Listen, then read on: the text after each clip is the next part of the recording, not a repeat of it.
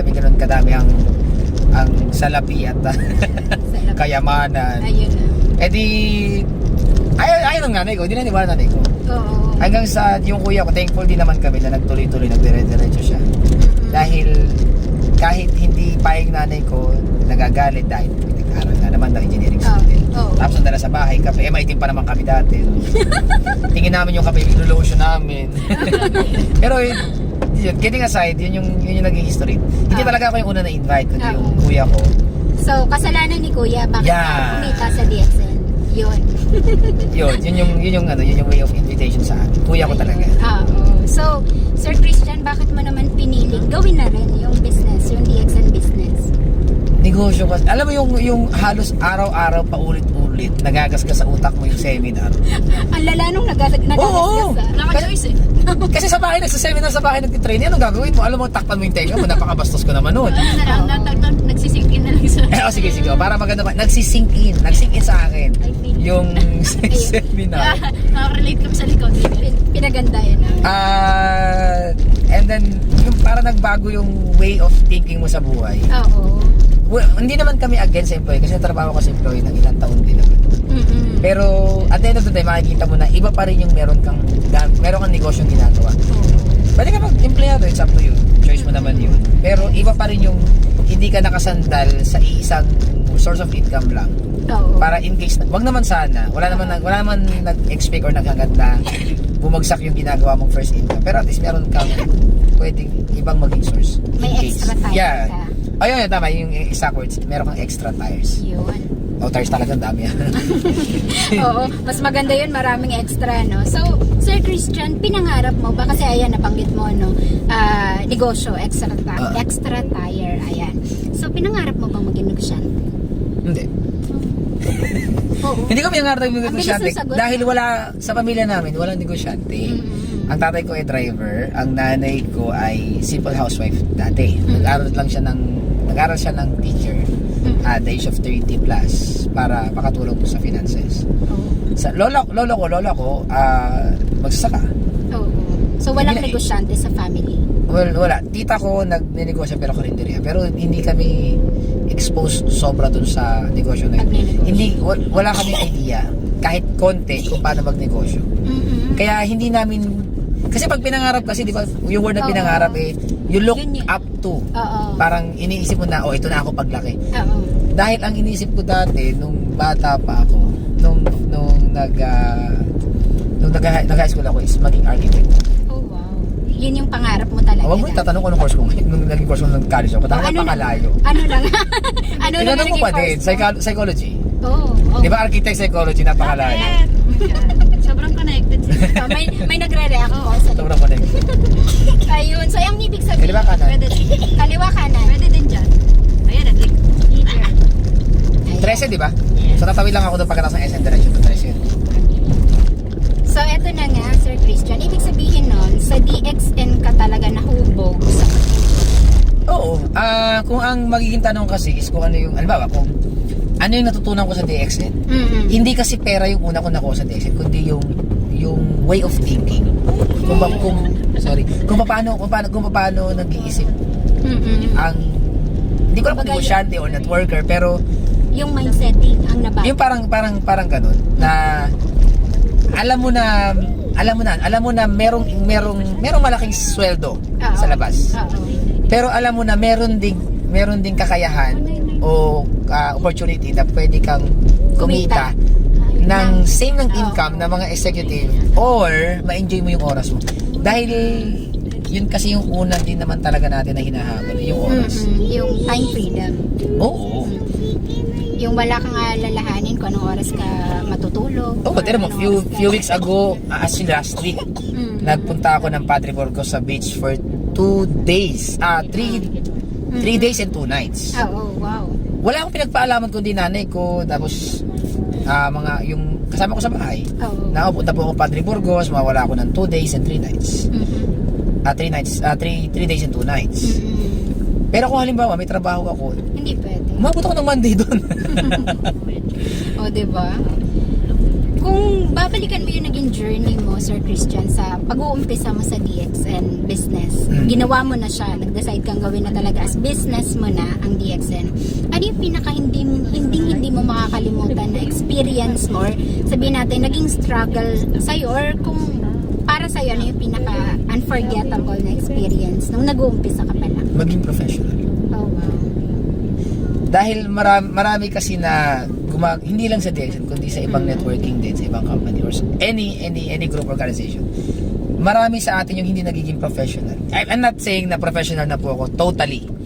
Pero yung kasing, yung oras, kahit alam na mga kapatid ko yan, na pag-usapang may lakad, may pupuntahan, masyado akong strict sa oras. Pag sinabi nila na alas 5, nandun na ako ng 4:30. Oh, wow. Ngayon, pag alas 5 na, dakit ako sila na hindi pa. May nagre-react po muna. Pag alam nila na nagagalit na ako kapag usapan alas 5, pero mag-alas 5 na hindi pa sila naka-ready, or bago pa na alam na mga kapatid, kaya minsan nagagalit sila sa akin. Masyado ko naman strict. Pero sa DSL kasi ako nag-start maging strict sa oras. Oh. Dahil nung starting ako na nag-DXN, may mga nakakausap ako, yun yung naging unang complaint sa akin.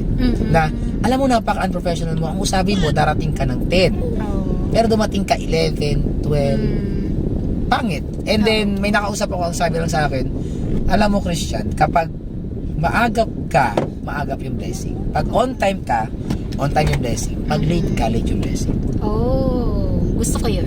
Kaya pala Gusto ko yun. May nag-react. Kaya pala late ka. Oo, Okay, ano. Kaya Grabe punctual ka. ako sa oras. Pag ganun.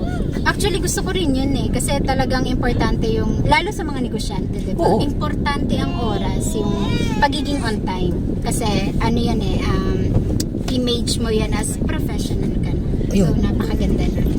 Sir Christian, balikan ulit natin yung feeling or yung time na na-promote ka na as Star Diamond. O, nung na-promote ka na, kamusta yung pakaramdam? Nakatulog ka ba? Nung nalaman mo na sa wakas, eto na, Star Diamond na. Nag-diamond kasi ako. Binabalikan ko yung naramdaman ko nun. Oo, sige nga. Alam mo yung pagod ng isang buong taon at isang buwan, Bumalik. doon ko naramdaman. Alam mo yung, kasi nung nag-start ako noong 2014 na mag-DXN, I think it was late December ng 2014 ako nag-start mag-DXN. Pero remember na ako ng March 4, 2014. Ginawa ko lang siyang gawin talaga is December. December na. So umabot siya ng early 2016 para mag-diamond. Talagang 1 year, 1 month and 2 days. Wow. Nung nakita ko yung sa online system na diamond na ako.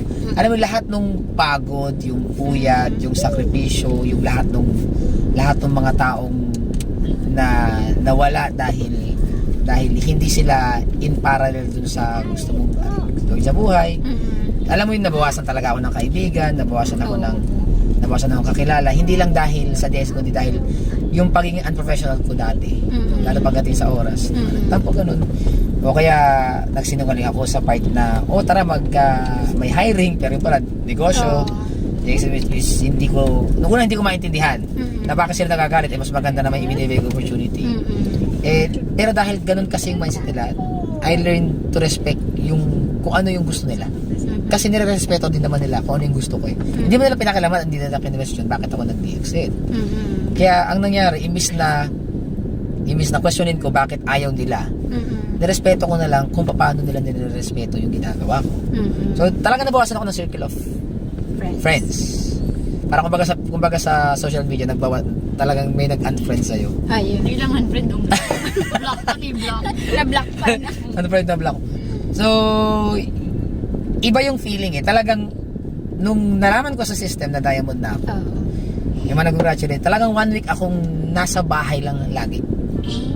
At talagang pahinga to the max. Which mali pala. Mali pala. Dapat pala, since naando na ako dun sa peak na excitement na activity, dapat dire-diretso. Kaya parang nangyari kasi nun, yes, ito na. Diamond na ako. Pero yun pa lang pala yung start talaga ng journey. May naalala ako dyan eh. Yung moment na ganyan, na diamond na ako, akala ko lifetime na yun, akala ko tuloy-tuloy na yun. hindi lang ako nagpahinga. Naglustay din ako. Tapos nung namalayan ko na lang, uy, ala, yung production ko bumababa. May ganon. May ganong ano na, 'di ba? Kasi nga, kala natin yun na yun eh. Pero hindi pala, mali pala. Kaya, sa mga magda-diamond dyan. Hindi kasi parang sa akin din sa part ko din. Kasi parang ang tumatak sa atin tuwing uma-attend tayo ng training, ang pinaka-goal natin is diamond lang. Tama. Kasi pag sinabing Star Diamond, okay na yun, okay na yung income, okay na yung ganyan, na nakalimutan natin na meron pang susunod. Kaya pagdating tuloy ng diamond, ganun din parang distributor ka pa din naman.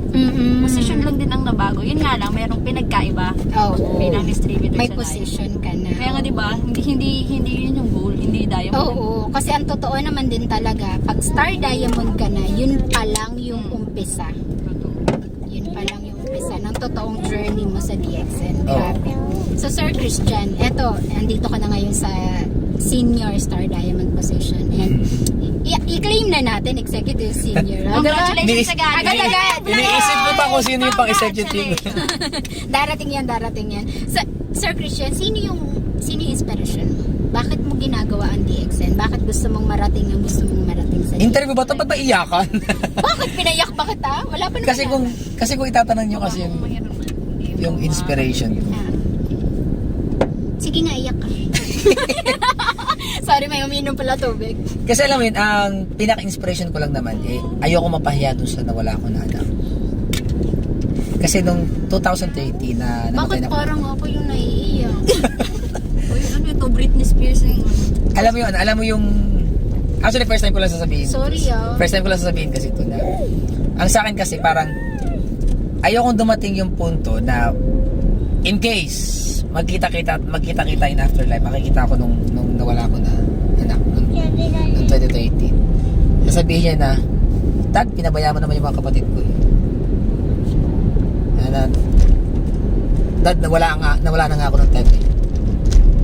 Hindi ka naman sinisi na nagkasakit ako dahil sa inyo or anything. Pero, Dad, ba't mo naman pinabayaan sila? Hindi mo sa binigyan ng magandang buhay. Persons of inspiration, wala. May mga tao na nagpapasalamat ako, sumusuporta, tumutulong.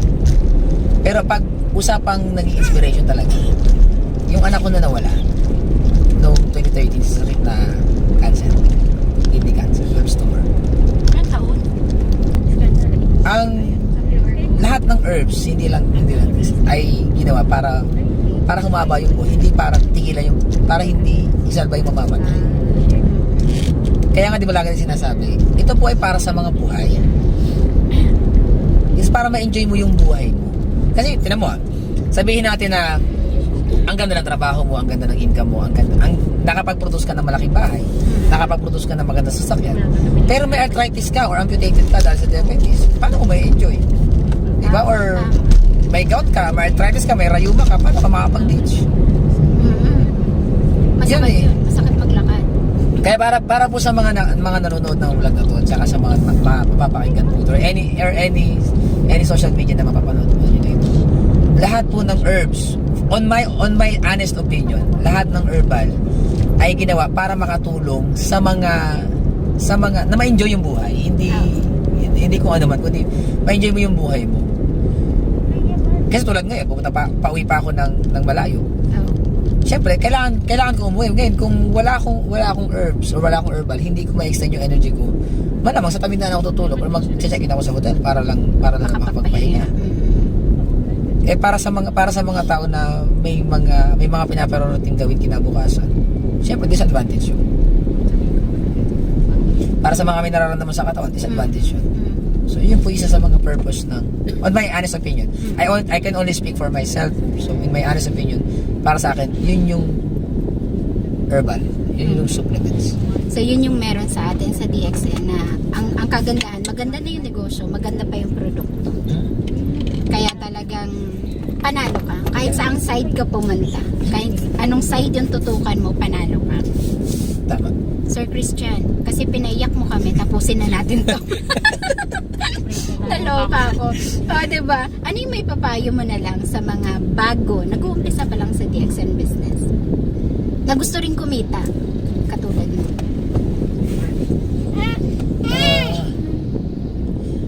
Kasi kung sasabihin ko sa kanila na tuloy-tuloy nyo lang, napakababaw kasi nun eh.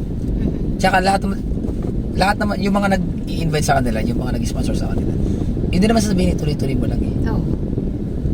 Pag sinabi ko naman na umattend kayo ng training, yun naman talaga yung basic, umattend ng training. Pag sinabi ko na mag-invite po kayo ng tao, basic na rin yun.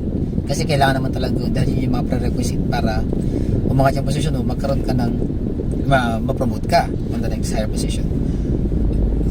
Siguro ang maipapayo ko lang sa mga bago, especially sa mga manonood itong vlog na to,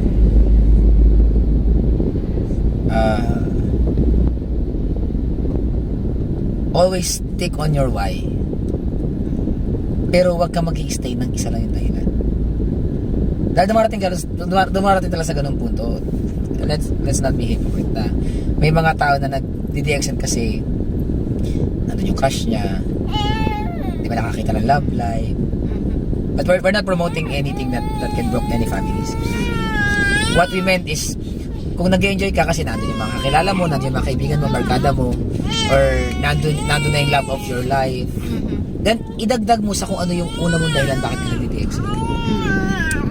Alam mo, So, dapat you must continuously improve yourself. Dahil sa akin, sa part ko, ganun lang ang ginagawa ko. Regular akong host sa Lukban. Marami kumukuha sa akin, especially pagkasal. Lately, nakikilala ako sa Lucena.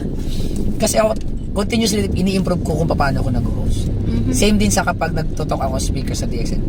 Ini-improve ko continuously kung paano ko mas mapapaliwanag ng maayos in a short period of time. Kung paano ko mas maipapaliwanag ng mas mauunawaan ng lahat. Whether kung ano man yung occupation nila or ano ba man yung dito kasi attainment, kasi para hindi nila maramdaman na mayroong barrier. Always continuously improve yourself. Oh, wow. Sa hindi lang sa DXN kundi sa buhay na din. Sa personal life. Yeah. Dahil hindi ka naman bibigyan ng malaking responsibilidad kung hindi mo naman kakayanin. So ibibigay sa iyo malaking responsibilidad kung kaya mong i-handle or alam na kaya mong gampanan. Kaya yung iba hindi pag-usapang networking, kaya iba hindi nakakapag-invite kasi hindi pa nila kayang i-handle or wala pa sila dun sa part na kaya nilang i-handle yung invite nila or hindi pa nila kayang ma-hold yung mga tao na in a professional way, yung mga tao na kausap nila. Parang kung gusto mo ng professional na tao, kailangan professional ka, hindi pa din tambay ka. Kasi kung ang current status mo ay tambay in a sense na tambay yung attitude mo, tambay yung ugali mo, syempre ang ma-attract mo lang or makukuha mo lang is tambay din. Ngayon, kung gusto mo makakuha ng mga professional na tao, syempre kailangan maging professional ka din. So, kailangan talaga lagi nating ini-improve yung ating sarili, yung ating personality, yung ating kabuuan.